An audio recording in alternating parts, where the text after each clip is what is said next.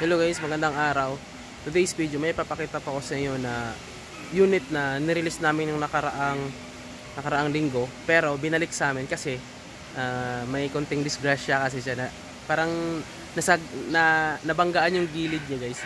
Kaya binalik sa amin. Pero gusto kong pakita sa inyo kung ano yung unit na yon. So ang unit na to is every wagon na pure white yung kulay. So andito yung may-ari.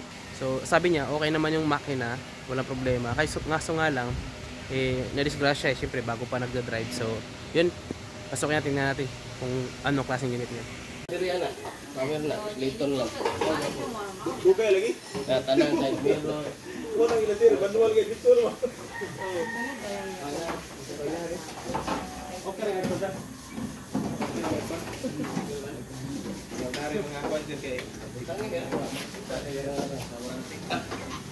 Hello, sama gagawin lang pero.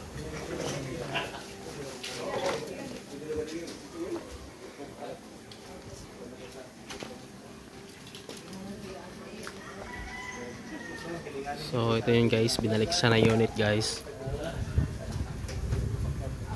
So yan, pakita ko muna sa inyo ng loob para at least makita nyo kayo. So ito yun guys. So na-post ko na to yung picture nito, pero gusto ko yung i-video sa inyo. So kompleto lahat yung mga accessories. Maliban na lang ako magdagdag ka ng mga lights kasi mag-usapan eh. Yun, so yan yung combination na kulay niya sa upholstery, blue and white. And then sa gilid, let's open it. So yan guys. So yan. Alright. Next, andito sa box chair. So ito yung box chairs guys. Yun.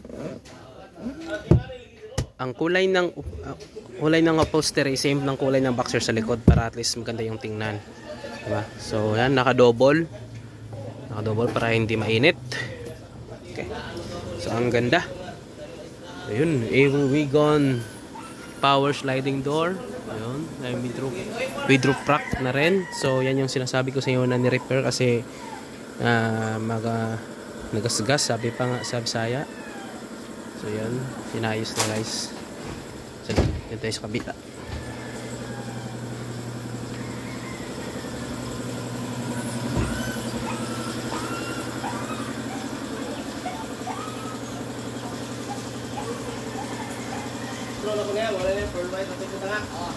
Yan yung sa banda na nasiraan.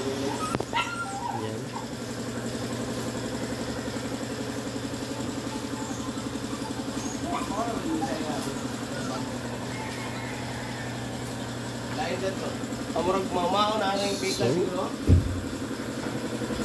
Yan.